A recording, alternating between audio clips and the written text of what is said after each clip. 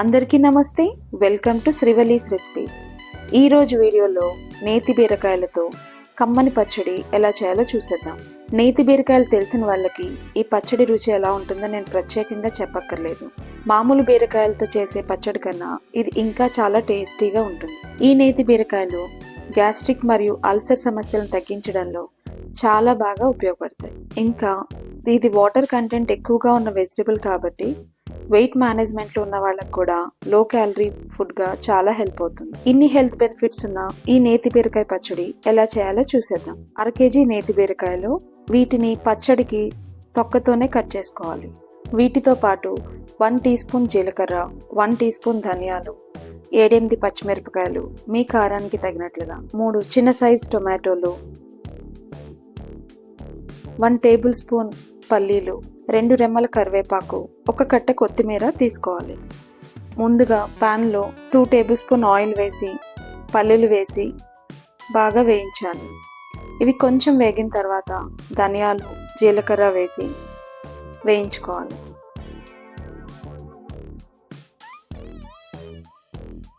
ఇప్పుడు ముక్కలుగా కట్ చేసుకున్న పచ్చిమిర్చి, కరివేపాకు కూడా వేసి తాలింపు ఎర్రగా అయ్యేంత వరకు వేయించుకోవాలి.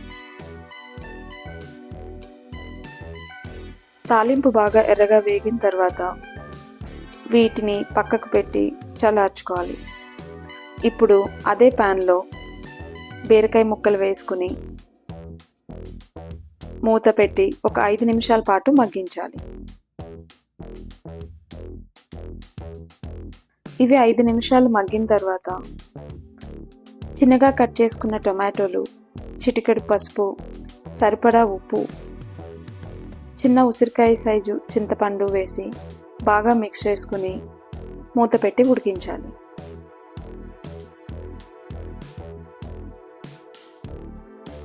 ఒక 5 నిమిషాలకి బీరకాయ టొమాటోలో నీరంతా బయటకు వస్తుంది. ఇప్పుడు మూత తీసి ఈ నీరంతా ఇంకిపోయేలాగా ఉడికించుకోవాలి.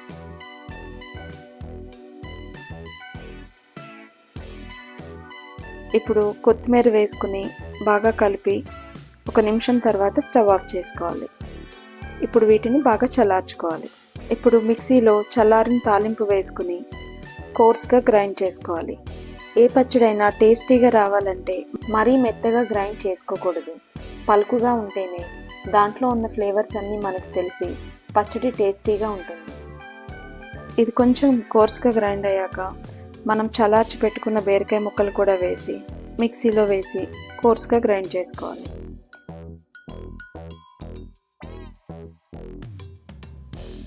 ఇప్పుడు రెడీ అయిన చట్నీని ఒక బౌల్లో తీసుకోవాలి. దీనిని ఇలా డైరెక్ట్గా తిన్న బాగానే ఉంటుంది. ఇంకా టేస్ట్ యాడ్ చేయాలంటే దీనికి తాలింపు వేసుకోవాలి. తాలింపు కోసం ఒక చిన్న ప్యాన్లో ఆయిల్ వేసి మినపప్పు, ఆవాలు, జీలకర్ర, ఎండుమిర్చి, కరివేపాకు అన్నీ వేసి తాలింపు బాగా వేగేలాగా వేయించుకోవాలి. ఇలా రెడీ అయిన తాలింపుని చట్నీలో వేసి మిక్స్ చేసుకుంటే మనకెంతో టేస్టీ అయిన నేతి బీరకాయ పచ్చడి రెడీ. ఈ వీడియో మీకు నచ్చితే లైక్ చేసి మీ ఫ్రెండ్స్ అండ్ ఫ్యామిలీ మెంబర్స్కి షేర్ చేయండి. అలానే ఛానల్ని సబ్స్క్రైబ్ చేయడం మర్చిపోవద్దు. Thanks for watching.